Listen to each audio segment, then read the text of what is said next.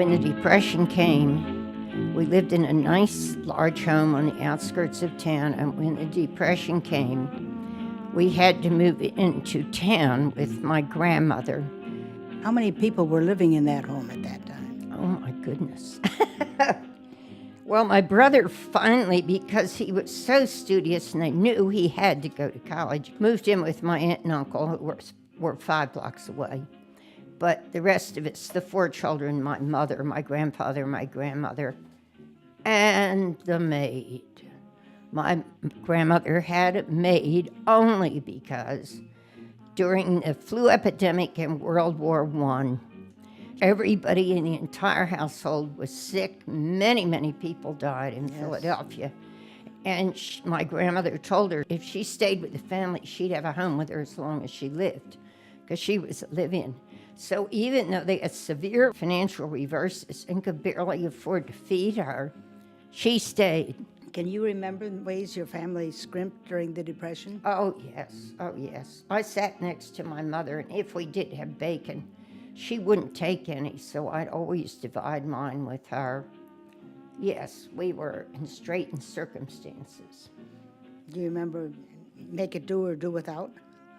Oh, certainly. Waste not, want not. A penny saved is a penny earned. Turn out the lights when you leave the room. There weren't many jobs that your mother could have gone to No. outside of the home. She finally got a job with the WPA interviewing people for whatever, at the courthouse, for food stamps or whatever they gave out then. And she finally got a job in the 5 and 10, and she was their most valued employee because she sold more pets and birds and fish than any other store in the area because she kept them perfectly balanced. They got money for suggestions, and she got beaucoup. In fact, she suggested that Barbie have a boyfriend, but was never credited with that. Somebody stole that. So your mother was probably the biggest influence in your life? Definitely, absolutely. My mother was such a great person. I can still hear my father, because I was in the room when he said to her, "It'll only be for a little while, Margaret."